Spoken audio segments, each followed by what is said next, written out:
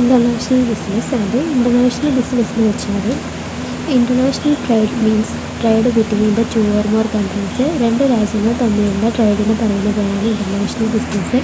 International trade involves different currencies of different countries and regulated by laws, rules and regulations of the concerned countries. രണ്ട് രാജ്യങ്ങൾ തമ്മിലും അതേപോലെ തന്നെ അവരുടെ currencies തമ്മിലുള്ള ഒരു എക്സ്ചേഞ്ചാണ്.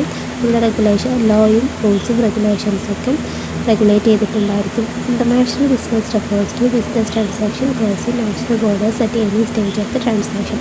ഇൻ്റർനാഷണൽ ബിസിനസ് എന്ന് വെച്ചാൽ ബിസിനസ് ട്രാൻസാക്ഷൻസും നാഷൻസും അതായത് ക്രോസ് ചെയ്യുന്ന, അതായത് നാഷൻസ് ബോർഡേഴ്സിനെ മൊത്തം കവർ ചെയ്തിട്ടുള്ള എല്ലാ ട്രാൻസാക്ഷൻസിനും ഇൻ്റർനാഷണൽ ബിസിനസ് എന്ന് പറയും. ഇനി എന്തൊക്കെയാണ് ഒരു ഇൻ്റർനാഷണൽ ബിസിനസ്സിൻ്റെ സ്കോപ്പ് എന്ന് വെച്ചാൽ, first one is merchandise export and imports. Merchandise means goods are that are tangibles. Merchandise എന്ന് പറഞ്ഞാൽ ടാഞ്ചിബിൾ ആയിട്ടുള്ള ഗുഡ്സിന് പറയുന്ന പേരാണ് മെർച്ചൻഡൈസ് എന്നുള്ളത്. അതായത് അങ്ങനത്തെ ഗുഡ്സിനെ എക്സ്പോർട്ട് ചെയ്യുക, ഇമ്പോർട്ട് ചെയ്യുക എന്നുള്ളത് മെയിനായിട്ട് ഇൻ്റർനാഷണൽ ബിസിനസ്സിന് വലിയ സ്കോപ്പാണ്. അടുത്തതാണ് service of export and import. അതായത് സർവീസുകൾ എക്സ്പോർട്ട് ചെയ്യുക, ഇമ്പോർട്ട് ചെയ്യുക. സർവീസ് എന്ന് പറയുന്നത് ഒരു ഇൻറ്റാഞ്ചിബിൾ ആയിട്ടുള്ളതാണ്, അതായത് നമുക്ക് ഫിസിക്കലി കാണാൻ കഴിയില്ല. അപ്പോൾ അങ്ങനത്തെ സർവീസുകൾ ഇമ്പോർട്ട് ചെയ്യുക, എക്സ്പോർട്ട് ചെയ്യുക എന്ന് പറയുന്നതും ഒരു സ്കോപ്പാണ്. Licensing and franchising, permitting another party in a foreign country to produce and sell goods under ഒരു ട്രേഡ് മാർക്സ്. അതായത് നമ്മൾ മറ്റൊരു പാർട്ടിക്ക് നമ്മളൊരു പെർമിഷൻ കൊടുക്കുന്നത് നമ്മളുടെ ട്രേഡ് മാർക്ക് ഉപയോഗിച്ചിട്ട് മറ്റൊരു കൺട്രിയിലും അവരെ ഗുഡ്സ് ആൻഡ് സർവീസസ് ഒക്കെ സെയിൽ ചെയ്യാൻ വേണ്ടിയിട്ട് നമ്മളൊരു പെർമിഷൻ കൊടുക്കുന്നതിനാണ് ഫ്രാഞ്ചൈസി, ലൈസൻസിങ് എന്നൊക്കെ പറയുന്നത്.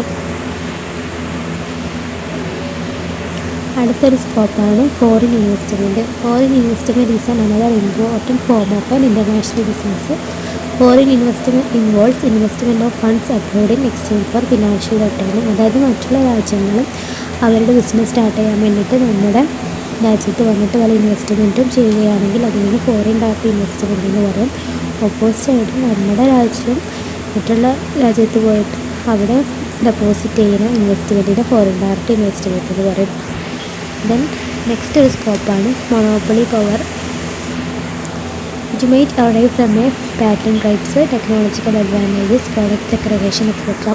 Another reason for internationalisation is limited market information. അതായത് മൊണോപ്പൊളി പവറാണ് അതൊരു അധികാരം.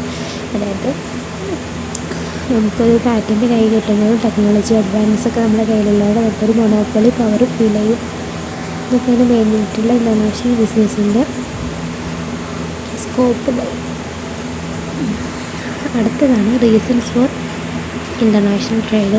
എന്തൊക്കെ കാരണങ്ങൾ കൊണ്ടാണ് നമ്മൾ ഇൻ്റർനാഷണൽ ട്രേഡ് സ്റ്റാർട്ട് ചെയ്യുന്നതെന്ന്. Limitations of domestic market. Some demographic trends such as contraction in birth rate, decline in domestic demand, fully tapped market potential have adverse effect on some businesses. അതായത് limitation, അതായത് domestic മാർക്കറ്റിൻ്റെ limitations. അതായത് domestic market എന്ന് വെച്ചാൽ ഒരു സിമ്പിളായിട്ടുള്ള സ്മോളായിട്ടുള്ള കാര്യമാണ്. അവിടെ നല്ല ക്വാളിറ്റിയും ക്വാണ്ടിറ്റി ആയിട്ടുള്ള പ്രൊഡക്ട്സ് ഉണ്ടാവില്ല. അപ്പോൾ അതിൻ്റെ നിലവാരമില്ലായ്മയാണ് നമുക്ക് ഇൻ്റർനാഷണൽ ബിസിനസ്സിലേക്ക് വഴിതിരിക്കുന്നത്. Then increased revenues. One of the top advantages of the international business is that you may capable to enlarge your number of probable clients. Each country you add your list can open up new path to business growth and increased revenues. അതായത് വേറൊരു കാരണം എന്ന് വെച്ചാൽ compared to നമ്മൾ domestic മാർക്കറ്റിനെ അപേക്ഷിച്ച് കുറച്ചും കൂടി ഇൻക്രീസ് റവന്യൂ ഏൺ ചെയ്യാനും കുറച്ചും കൂടി ബെറ്റർ ആയിട്ടുള്ള ഐഡിയ എന്ന് പറയുന്നത് ഇൻ്റർനാഷണൽ ബിസിനസ്സാണ്.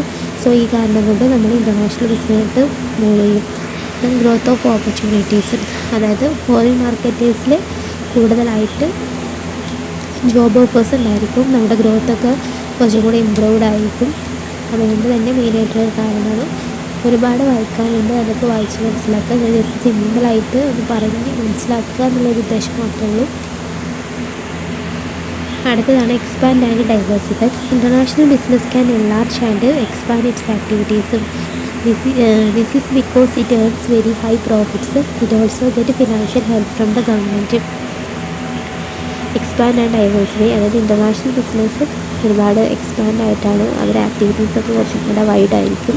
അതുകൊണ്ട് തന്നെ അവർക്ക് കുറച്ചും കൂടെ ഒരുപാട് പ്രോഫിറ്റ് കിട്ടും. പിന്നെ ഗവൺമെൻറ്റിന് സഹായമൊക്കെ ഉണ്ടായിരിക്കും. അതുകൊണ്ട് തന്നെ ഇൻ്റർനാഷണൽ ബിസിനസ്സിലോട്ട് പോകാനുള്ള ഒരു കാരണമാണ്.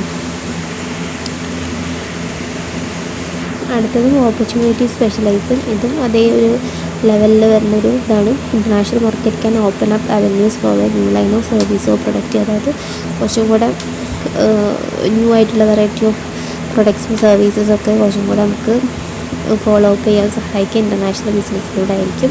ഈ ഒരു കാരണങ്ങൾ കൊണ്ടൊക്കെയാണ് ഈ ഇൻ്റർനാഷണൽ ബിസിനസ്സിലൂടെ നമ്മൾ മൂവ് ചെയ്യുന്നത്. ഓക്കെ, ഇനി എന്തായാലും അടുത്ത ഭാഗം നമുക്ക് നെക്സ്റ്റ് വീഡിയോയിൽ കാണാം.